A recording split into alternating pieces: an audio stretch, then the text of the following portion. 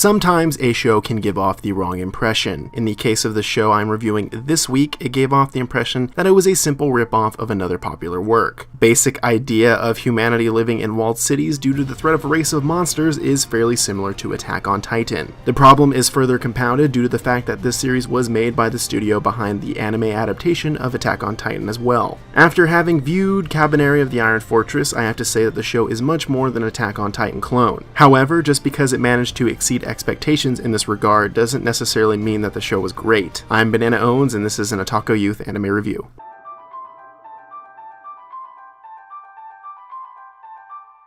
The story for Kabaneri is as generic as they come, but with enough differences that set it apart from Attack on Titan. Humanity is besieged by undead creatures known as the Kabaneri. In order to survive, humanity lives in walled cities where the only means of transportation consists of armored trains. One day, the Kabaneri attack Aragane Station, and the city quickly falls. An engineer named Ikoma decides to use the attack as an opportunity to test a new weapon. However, he is bitten, but manages to fight off the infection. Ikoma becomes a Kabaneri, a human Kabaneri hybrid. He meets with another Kabaneri named Mume, and they all leave via armored train to find shelter. That is the plot setup for the first half of the series. While it is generic, it actually is an enjoyable show at this point. None of the characters manage to stand out, but each one fills in their stereotypical role perfectly. For example, Ikoma epitomized the vengeance aspect, while Ayame fills in the leader role. My only complaint about this first half is the repeating story element on whether or not to trust the Kabaneri. It seems that this plot point is used in almost every episode, and it gets tiring after the first time it is used. Now about the last part of the season. This is where the show really falls off in terms of story. The first half was generic but enjoyable. I do not understand the need to give us a stereotypical antagonist. The world was already dangerous enough with the Kabaneri alone. It felt like overkill to throw in a bad guy. The whole conspiracy aspect worked very well in Attack on Titan, but here it's not effective at all. It adds a lot of extra baggage to a story that was rather straightforward. All of these supposed twists and turns seemingly come out of nowhere. If the series had a larger episode count, then maybe this villain could have been used better. In a nutshell, that is the ongoing narrative in regards to the plot. It could have been so much better.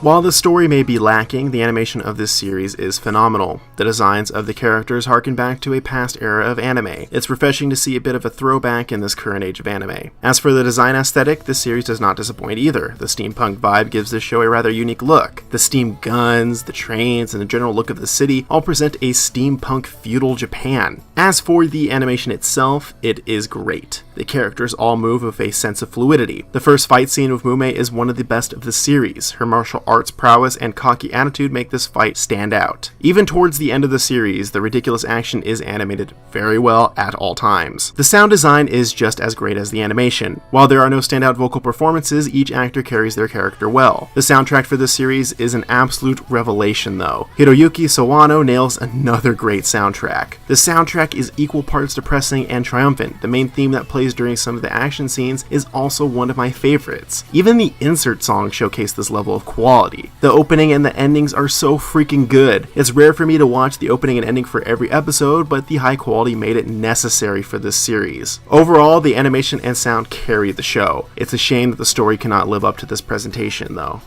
The story and characters for this series leave a lot to be desired. Unfortunately, this is the aspect of the series that leaves me with a rather disappointed outlook on the series as a whole. The story was solid for the first part, but quickly devolved into nonsense with the introduction of the main antagonist. The animation was so great, and the soundtrack matched the greatness of the animation as well. There is some entertainment to be had here, but it did not live up to its potential. I give Kabaneri of the Iron Fortress my watch rating. It has a lot of problems, but the animation and sound design make this worth a watch. I'll be back next week for another review, and thanks for checking this one out.